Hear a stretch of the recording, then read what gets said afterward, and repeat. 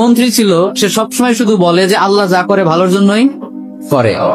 তো একবার রাজামশাইয়ের একটা আঙ্গুল কেটে গেল, কোন একটা কাজ করতে গিয়ে আঙ্গুলটা কেটে গেল। ওই টাইমে মন্ত্রী গিয়ে বলে, রাজামশাই মন খারাপ করবেন না, ডোন্ট বি আপসেট, আল্লাহ যা করে ভালোর জন্যই করে। আমার হাতটাই কেটে গেল।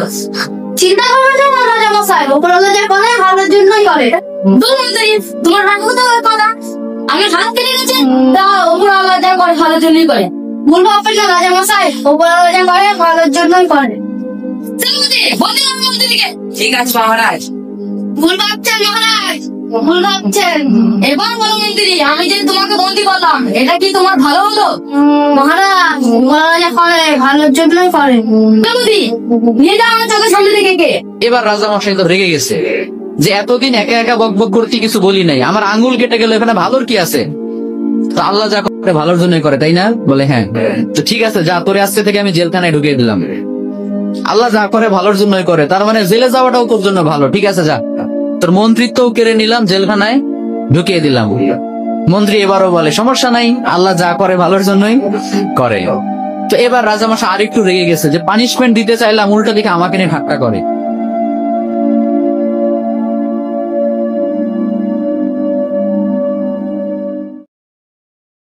ভালো লাগতেছে না, কি করবে? রেগে মেগে কয়েকটা লোক নিয়ে, তার সাঙ্গপাঙ্গ যারা আছে ওদেরকে নিয়ে জঙ্গলে চলে গেছে শিকার করার জন্য। কি করার জন্য? পশু শিকার করার জন্য।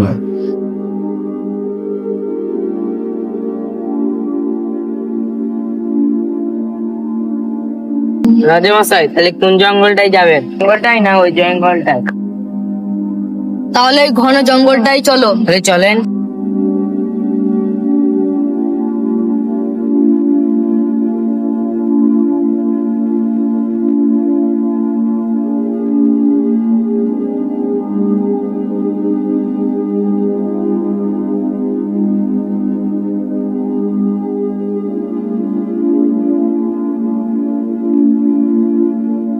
রাজামশাই, এই জঙ্গলে তো এত কিছু নেই, আর আমাদের শিকার করতে গেলে এই ভেতরের দিকে যেতে হবে আরো।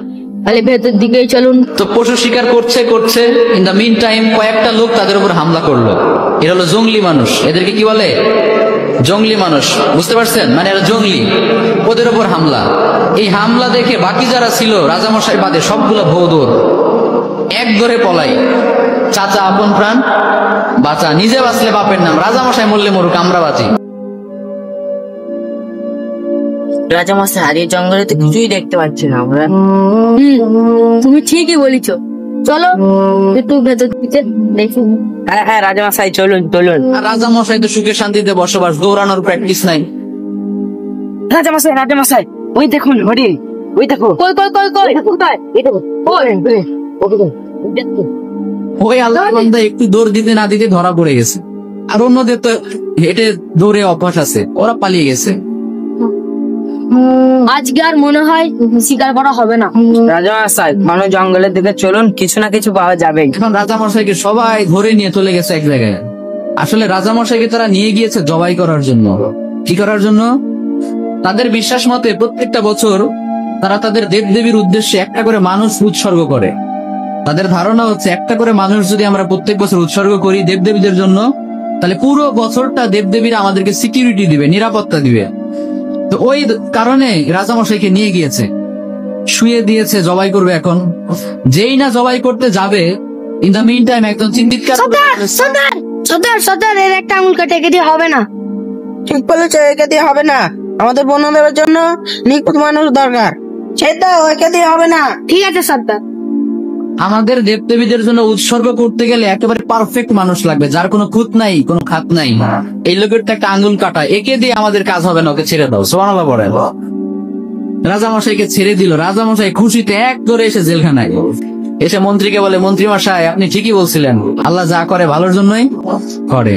কিন্তু একটা জিনিস আমি এখনো বুঝলাম না, আমার আঙ্গুল কাটার কারণে না হয় আমি বেঁচে গেলাম, তার মানে আল্লাহ যা করে ভালোর জন্য করে, বুঝলাম।